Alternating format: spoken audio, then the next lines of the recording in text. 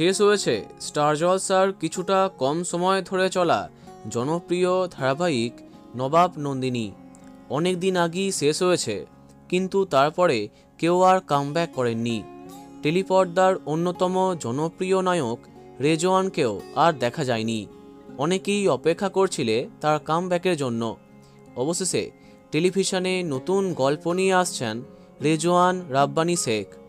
হ্যাঁ, টেলিপাড়াতে কদিন ধরে কানে আসছিল যে নবাব নন্দিনী শেষ হবার পরে একাধিক কাজের অফার পান তিনি, কিন্তু পারিশ্রমিক নিয়ে কিছু সমস্যা হয়, তাই প্রতিবারই অফার ফিরিয়ে দেন। কিন্তু সম্প্রতি টেলিপাড়ায় গুঞ্জন নতুন ধারাবাহিকে আসছেন রেজওয়ান।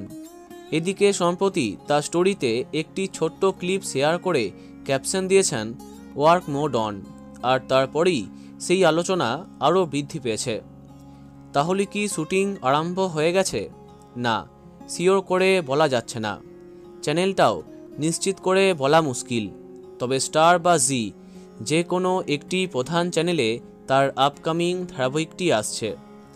জানা গেছে তার নায়িকার চরিত্রে জনপ্রিয় কাউকে দেখা যাবে, তবে তার নামটা সামনে আসেনি। দেখা যাক কবে সব কিছু সামনে আসে। তো বন্ধুরা, রেজওয়ানের ধারাবাহিকের জন্য কে কে এক্সাইটেড কমেন্টে জানাতে পারো। ভিডিওটি লাইক এবং শেয়ার করো। এই রকমই অনেক ভিডিও পেতে সাবস্ক্রাইব করো কারেন্ট পজ। ধন্যবাদ।